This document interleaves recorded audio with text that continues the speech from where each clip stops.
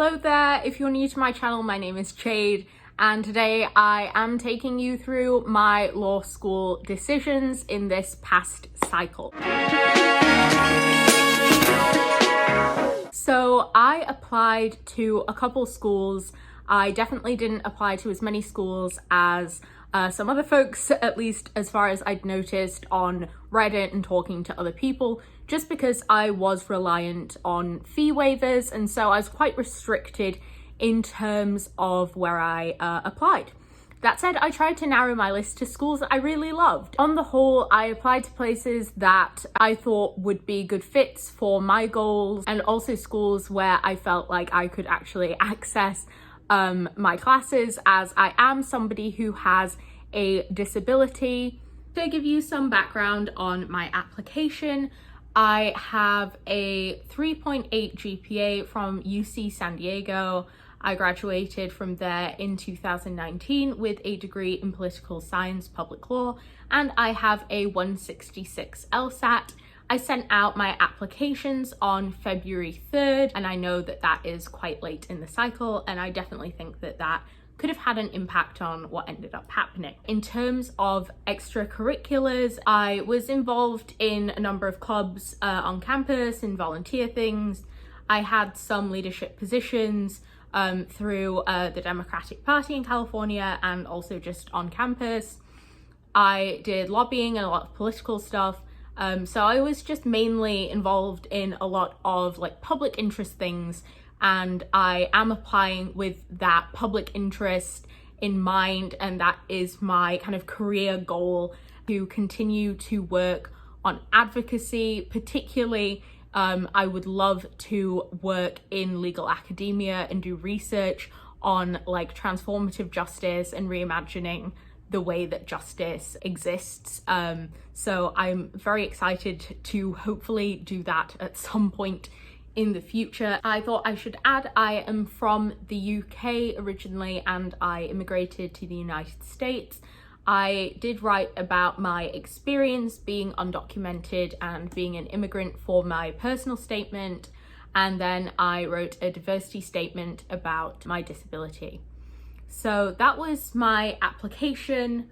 I can't really think of anything else that's super relevant. That was more or less what I put together. I will just go in the order that the schools got back to me. So the first school to get back to me was Northwestern, and I got waitlisted at Northwestern. The next school to get back to me was Georgetown University Law Center, and I had completed an alumni interview with them, and they also waitlisted me. They put me on the special priority waitlist. And so that was the second school I heard back from. The third school that got back to me was UC Berkeley. I am a UC alum, as I mentioned, and they got back to me with a rejection. So this is the second time I've been rejected by UC Berkeley. I then heard back from UPenn, and that was a waitlist decision. After UPenn, I heard from Harvard. Harvard went ahead and rejected me. I heard from Columbia, and they also waitlisted me. Then I heard back from Yale, and I got a rejection from Yale Law School. I got another waitlist from UCLA after that. I then heard back from USC, and USC decided to waitlist me. Then I heard from NYU. NYU had initially put me on the like hold tight situation, and so I did have quite a bit of waiting to do, and they waitlisted me, so there's actually more waiting in terms of NYU. Finally, my last decision was from Stanford, and Stanford went ahead and gave me a rejection. So that was just the quick recap, honestly.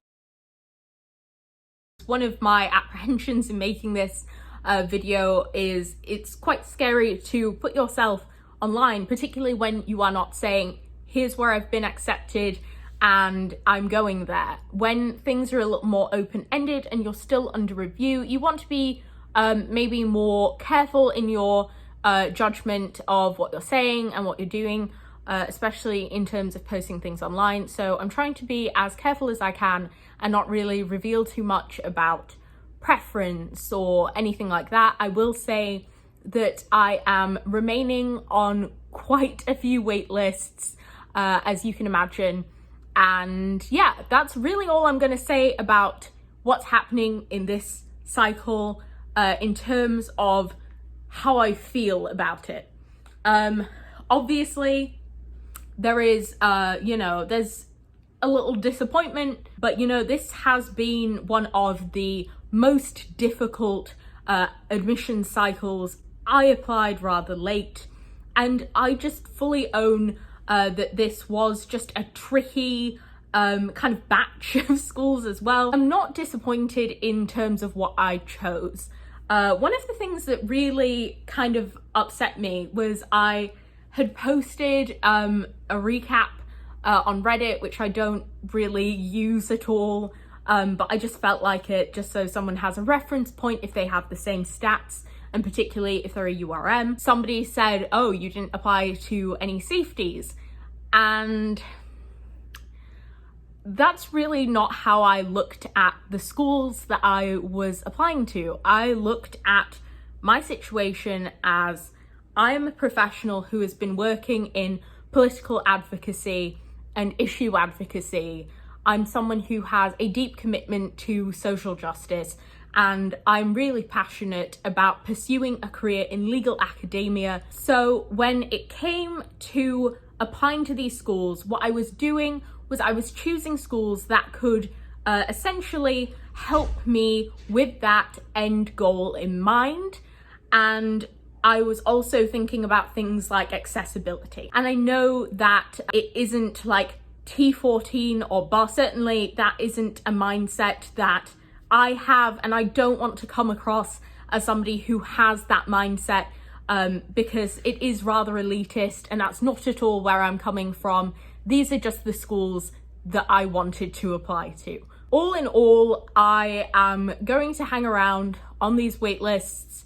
I'm going to see what happens. I'm going to keep going in my career in terms of advocacy and social justice work, and also in terms of writing, because I am also very interested in writing and pitching and maybe doing a bit of freelance this year. Like I said, this was a difficult cycle, and I think that you could have played it safe and you could have gone with schools that you thought you would be safe at and get into, and you still could have gotten a bunch of wait lists. That's just kind of how it is.